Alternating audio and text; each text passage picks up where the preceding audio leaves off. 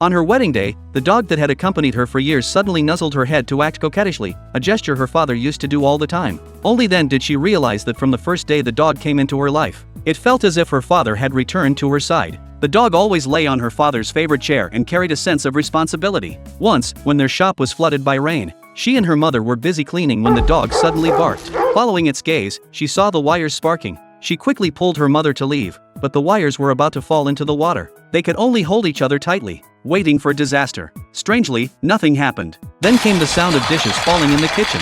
She scolded the dog for making a mess, but her mother discovered that it had shut off the power in time. The restaurant switch had always been handled by her late father. She felt as if she was being protected by him, and memories of the day he passed came rushing back. That day, she was skiing with her father. While she was gliding freely, he noticed a giant crack ahead. He shouted for her to stop, but she couldn't hear him. He rushed in front to warn her, but in that moment he fell into a deep cliff. Although he was pulled up, he was gravely injured. She prayed day and night for him to wake, but he still left her. She was consumed with regret and sorrow when a puppy suddenly appeared in front of her. Its eyes touched her deeply, but the pet shop owner came and took it away. Their bond, however, was not over. That night, the puppy escaped the shop and found her home by scent. It lay precisely on her father's chair. She was overjoyed, but when she prepared food for it, her mother drove it out and scolded her. The next day, on her way to school, she met the puppy again. At that moment, she believed they shared a special bond, so she secretly brought it home. Her mother discovered it and strongly opposed. While they argued, the puppy suddenly barked at her mother.